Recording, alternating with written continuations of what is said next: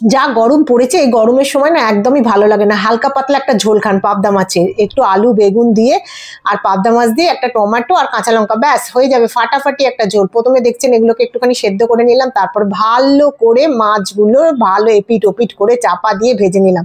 পাবদা মাছ ভাজা কিন্তু খুব রিস্কের ব্যাপার, এ একদম দিন রাত ধাপাং ধাপাং ধাপাং লাফাতে থাকে, এই জন্য একটু সাবধানে ভাজবেন। ভাজা হয়ে গেল, মাছগুলো তুলে নিলাম, এর মধ্যে এবার কালো জিরে সাদা জিরে সমস্ত ফোড়ন দিয়ে দিলাম, বেগুন দিয়ে দিলাম, দিয়ে নাড়াচাড়া করে যেই একটু লালচে লালচে হবে তার মধ্যে দিয়ে দিলাম একটা পেস্ট।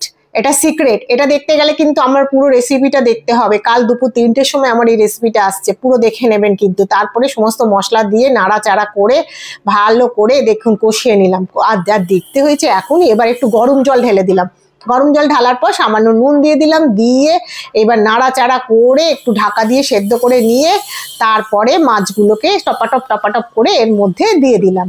ব্যাস, মাছগুলো দিয়ে ফোটানো, আর কোনো কাজ নেই, হয়ে গেল। এবারে সমস্ত দেখুন আমার রান্না রেডি হয়ে গেছে, আর অত্যাধিক সুস্বাদু হয়, খেয়ে কিন্তু বলতে হবে।